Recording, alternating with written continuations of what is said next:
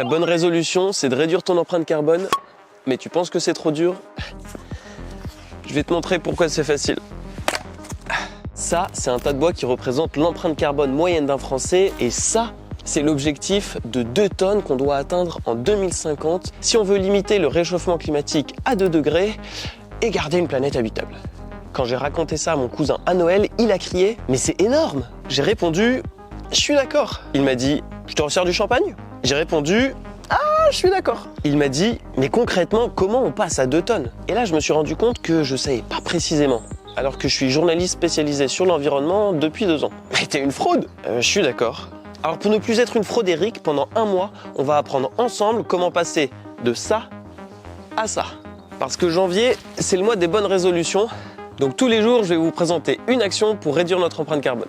Une bûche représentera 100 kg d'équivalent CO2. Et je vais classer les actions dans l'ordre. Je commence demain par l'action la moins impactante et je terminerai par les plus importantes. Alors avant de me pourrir en commentaire, et si on n'a pas l'argent pour manger bio et prendre le TGV? Bah t'as raison, c'est pas toujours possible tout seul ou tout de suite. Heureusement, en théorie, on a jusqu'à 2050 pour y arriver. C'est le projet d'une vie.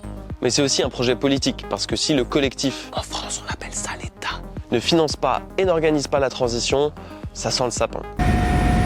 Surtout que dans les 8,5 tonnes d'empreinte carbone individuelle, il y a 1,5 tonne liée au service public, donc eux aussi ils ont du taf pour se décarboner. Mais l'objectif de cette 30 vidéos, c'est juste de découvrir ce que nous, on peut faire dès maintenant à notre échelle et comprendre les priorités. Alors abonne-toi pour être sûr de me revoir si jamais